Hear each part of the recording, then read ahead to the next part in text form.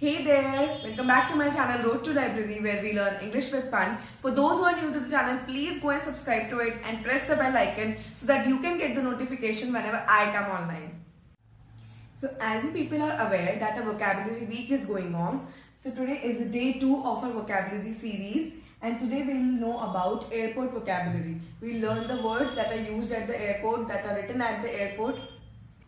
So this video is for those who are planning to have a journey through air and have never taken a flight before. So must watch the video till the end, it will be very informative. So are you all ready for the takeoff? Fasten your seat belts and stick your eyes at the window, I mean at your phone screens.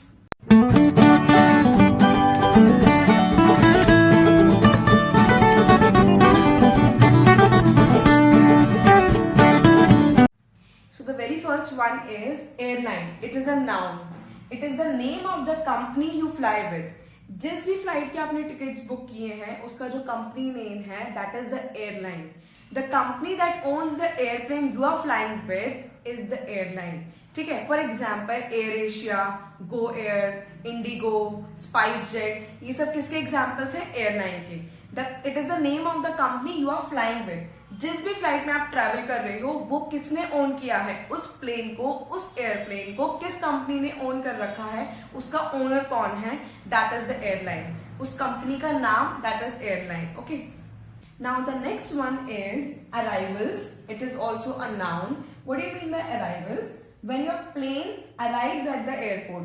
Arrives मतलब जब आप destination पे या आपका plane destination में पहुंच जाता है तब वहां आपके फैमिली या आपके फ्रेंड्स आपको कहाँ मिल सकते हैं? अराइवल्स पे. ठीक है, ये एक पार्ट होता है एयरपोर्ट पे, वहां पे लिखा भी होता है, बहुत बड़ा बोर्ड होता है अराइवल्स का, वहां पे आपके फैमिली, आपके फ्रेंड्स आपसे मिल सकते हैं. Now the next one is board. It's a verb. ठीक है, ये एक verb है, क्रिया है.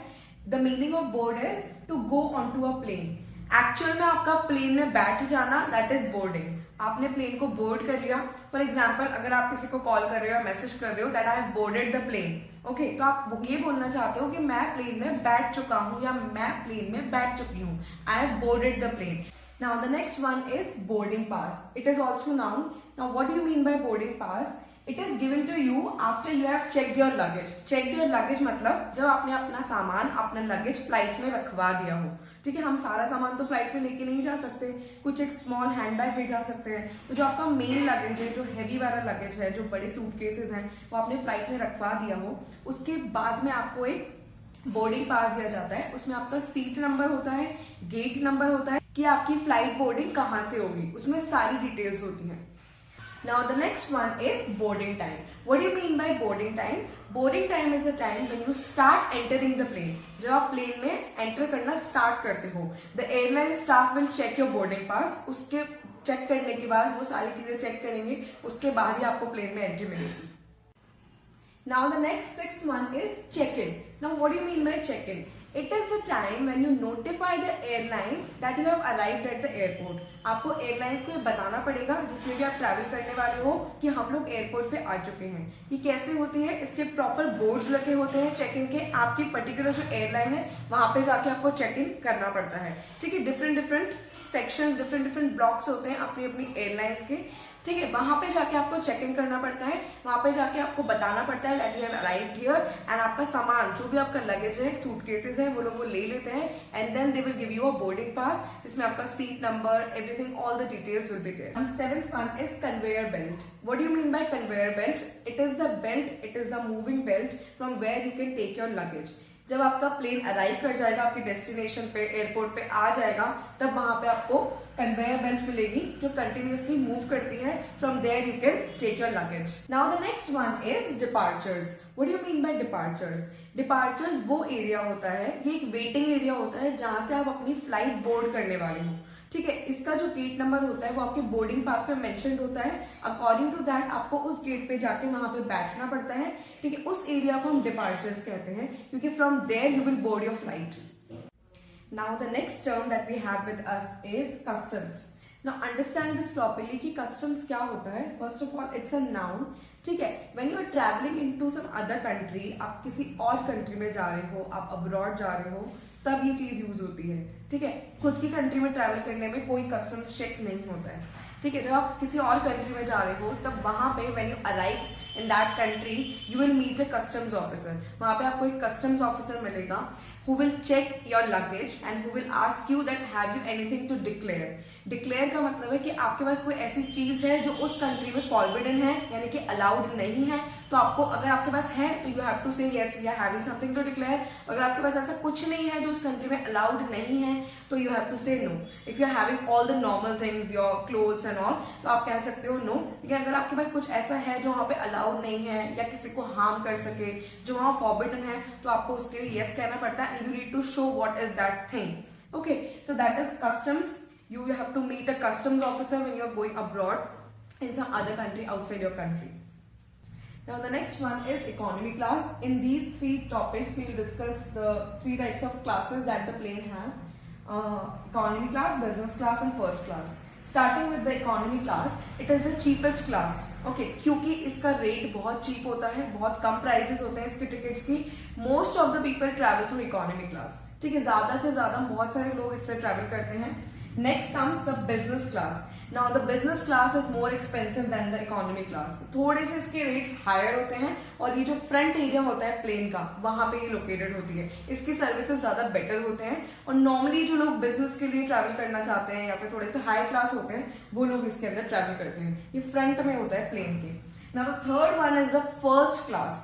इसके जो रेट्स हैं, इसके जो प्राइजेस हैं, ये सबसे ज्यादा हाई होते हैं। It is the most expensive one. It is the most expensive class on the plane. ठीक है, इसके जो टिकट्स होते हैं वो बहुत ज्यादा रेट्स के होते हैं, बहुत हाई प्राइस के होते हैं। इसमें ज्यादा लेग रूम होता है, सीट्स बड़ी होती हैं, सर्विसेज बहुत बेटर होती हैं। So these were the three classes in the plane, that is economy class, business class and first class. Cheap rates, more expensive than economy class and most expensive one. Now the next term that we have with us is carry on luggage.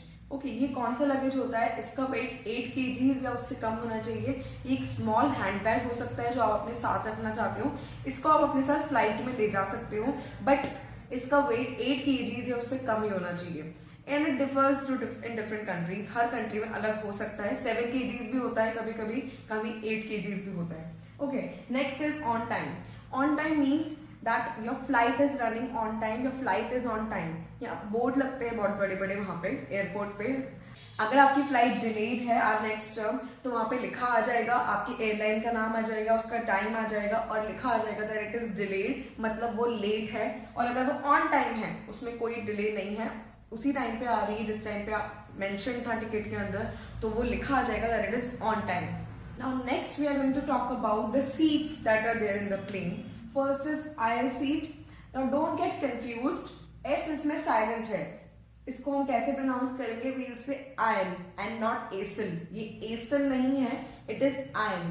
इसमें S silent है. Remember this, S is silent here. It is aisle, aisle seat. Next is middle seat and the third one is window seat. ये सब चीजों में ऐसी होती है। Buses में भी जो 3 सीट्स होते हैं उन्हें भी यही बोला जाता है। जो सबसे कॉर्नर वाली सीट होती है, जो पैसेज के आसपास वाली सीट होती है, जो कॉरिडोर होता है उसके आसपास वाली जो 2 सीट्स होती हैं, एक इधर बीच में कॉरिडोर, उसको बोलते हैं आयल सीट। ठीक है, लोग ज्यादातर इसे प्रेफर करते हैं क्योंकि इसमें ज्यादा लेग रूम मिलता है। यू कैन टिल्ट ऑल्सो, आप अपने आप को टिल्ट करके थोड़ा टेढ़ा बैठ सकते हो, थोड़ा पैर बाहर निकाल सकते हो। इसमें थोड़ा ज्यादा लेग रूम होता है and you have easy access to the washroom. ठीक है, वॉशरूम पे पहले जा सकते हो, you need not take side and go. तो easy access to the washroom, extra leg room, तो ज्यादा लोग आयल सीट को प्रेफर करते हैं।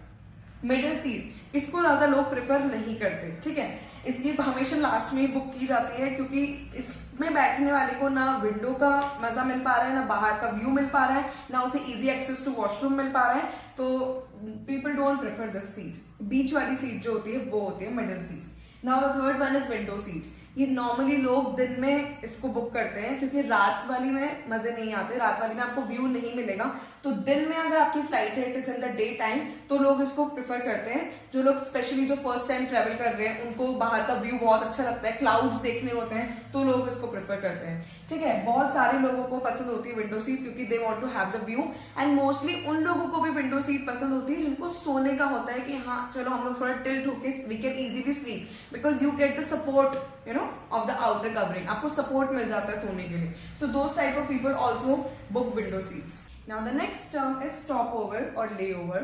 But before that I would like to explain you long haul flights, क्योंकि ये दोनों एक दूसरे से connected हैं. Next is long haul flight. Now क्या होती है long haul flight? Especially international flights ही होती हैं. 7 आवर्स से ज्यादा की जो भी फ्लाइट होती है, रिमेंबर दिस, 7 आवर्स से ज्यादा की जो भी फ्लाइट होती है which starts from suppose point A and travels to point B, तो वो फ्लाइट्स होती हैं लॉन्ग हॉल फ्लाइट्स. इनको जो स्टॉप ओवर और ले ओवर मिलता है दैट इज दिस. क्या होता है व्हेन यू आर ट्रैवलिंग, सब इंटरनेशनल कंट्री में आप ट्रैवल कर रहे हो जिसका डिस्टेंस सपोज 18 आवर्स का टाइम है या 20 आवर्स का टाइम है, तो वहां पे नेसेसरी हो जाता है कि हम एक स्टॉप ओवर लें उस कंट्री में या उस प्लेस पे which is on the way और which is an route to the country that is your destination. ठीक है, हमें एक जगह पे रुकना पड़ता है, प्लेन को एक जगह पे रेस्ट चाहिए होता है, it needs to fuel in and rest of the things happen. हम लोग एक ऐसी जगह पे रुक जाते हैं which is an route to your destination और which is on the way. हम लोगों को वहां पे रुकना पड़ता है बिकॉज ऑफ सेवरल रीजंस. ठीक है, तो ये लॉन्ग हॉल फ्लाइट्स में होता है कि हम लोग को एक शॉर्ट स्टॉप ओवर मिलता है या ले ओवर मिलता है किसी कंट्री में रुकने के लिए थोड़े से टाइम के लिए. ठीक है, so that we can take the connected flight और द फ्लाइट नेक्स्ट.